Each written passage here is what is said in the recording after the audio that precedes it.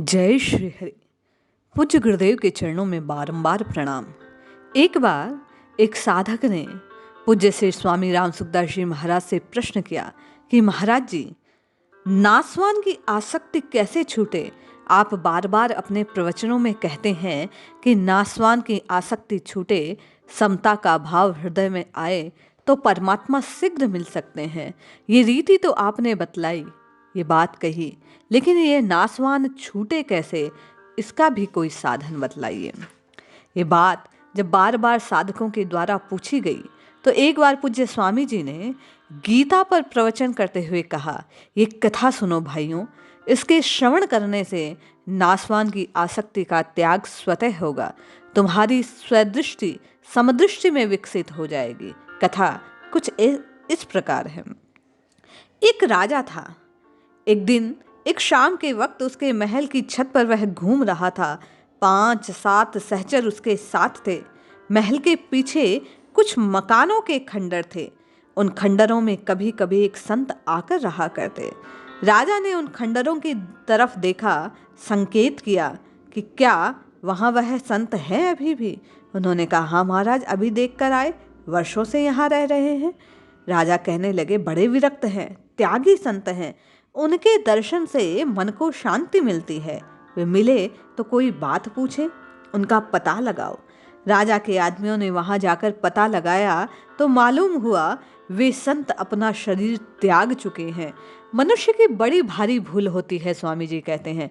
जब तक जो मौजूद है उसकी कद्र नहीं करता और जब मिलता नहीं तो उसकी तरफ प्रत्याचाप करता है, रोता है, बिलबिलाता है। वह मर गया, जानकर बड़ा दुख हुआ राजा को। राजा ने अपने राजपुरुषों से कहा कि उस संत का कोई शिष्य तो होगा, जाओ उसका पता लगाओ। इस प्रकार राजा के आदेश देने पर उन लोगों ने उस संत के शिष्य की खोज प्रारंभ कर दी। एक दिन खोज करते करते उन लोगों को उनके शिष्य के विषय में मालूम हुआ तो उन्होंने आकर राजमहल में कहा, महाराज, उनका शिष्य मिल गया है, क्या आप उनसे मिलना चाहेंगे? राजा ने कहा, अवश्य, लाइए संत को यहाँ राजसभा में उपस्थित कीजिए। जाकर उन लोगों ने कहा, राजा आपसे मिलना चाहते हैं, आपसे कुछ बातें जानना चाहते हैं। सत्संग के विषय में पारमार्थिक कुछ तत्व हैं जिनका विश्लेषण वे आपकी वाणी से चाहते हैं। जब राजपुरुषों ने ऐसा कहा तो जाते हुए संत ने गली में से एक कुतिया के बच्चे को अपने झोले में रख लिया, पिल्ले को उठा लिया, चद्दर से ढककर राजमहल की तरफ चला।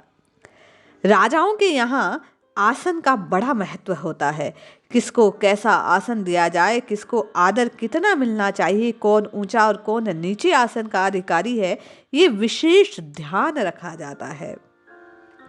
जब वह संत पधारे तो राजा ने गलीचा बिछवा दिया और खुद भी उस पर आकर बैठ गए ताकि नीचे ऊंचे आसन का कोई भेद ना बना रहे। बाबा जी ने बैठते ही अपने दोनों पैर राजा की ओर फैला दिए।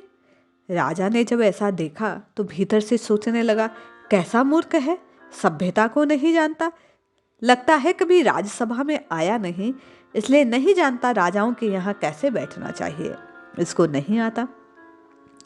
राजा के हृदय में जिज्ञासा थी तो राजा ने पूछ लिया, कब से पैर फैलाए बाबा जी? बाबा जी बोले, जब से हाथ सिकोड़े तब से।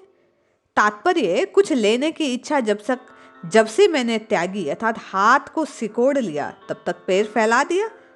किसी से कुछ अभिलाषा हो तो आदमी उसको इज्जत देता है, उसका आदर करता है। कोई भाव ही ना हो तो उसको क्या लेना देना। इसी प्रकार संत ने भी अपनी बात को प्रकट किया। ऐसा कहकर बाबा जी ने हाथ पैर ठीक कर लिए।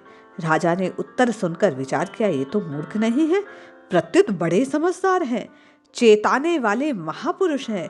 राजा ने उन संत की चर्चा की। साधु ने कहा, हाँ वे बड़े अच्छे थे, विरक्त थे, गुरु हैं वे मेरे, वे संत बहुत कम हुआ करते हैं, ऐसे विरले लोगों से मिलना भाग्य की बात है। राजा ने पूछा, आप उनके साथ रहे ना? साधु ने कहा, हाँ मैं उनके साथ तो रहा हूं। राजा ने फिर प्रश्न किया, आपने उनसे कुछ लिया होगा? साधु ने कहा, हमने लिया नहीं राजन। राजा बोला, तो क्या आप रीते रह गए? साधु ने कहा, नहीं नहीं, ऐसे संत के साथ रहने वाला रीता रह ही नहीं सकता।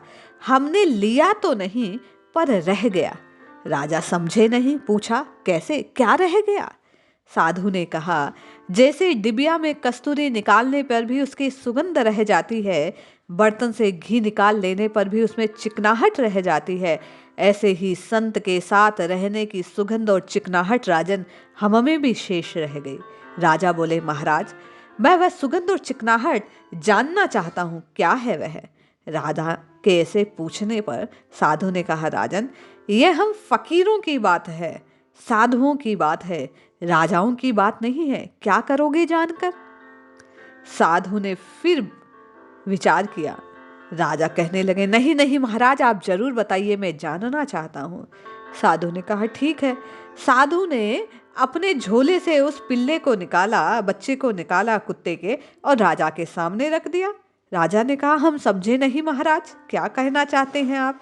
साधु ने कहा, आप बुरा तो नहीं मानेंगे राजन, और मान भी लेंगे तो मुझ फकीर का क्या?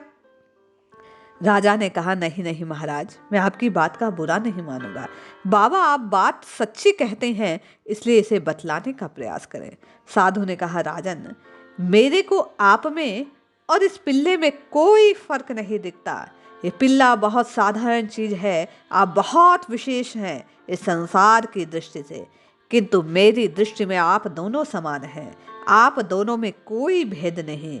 आप में भी प्राण है, इस पिल्ले में भी प्राण है। आपके भी श्वास चल रहे हैं, इस पिल्ले के भी श्वास चल रहे हैं। आपका भी शरीर पंचभूत तत्वों से बना है, इसका शरीर भी पांच भूतों से बना है। इसका शरीर भी आप जैसा, आपका भी इसके जैसा। मुझे आपके और इसके दिखने में कोई फर्क मालूम नहीं होता। आप भी भोजन करते हैं जीवन निर्वाह के लिए, ये भी भोजन करता है जीवन निर्वाह के लिए। आप में और इसमें मुझे कोई फर्क नहीं दिखता।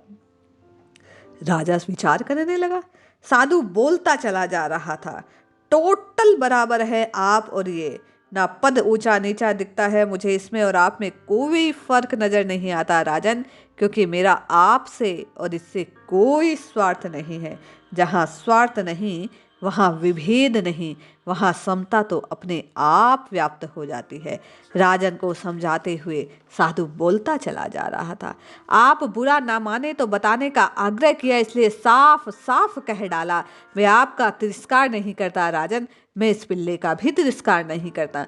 ना काहू से दोस्ती, ना काहू से बैर, ये भाव मुझे उस संत कृपा से मिला।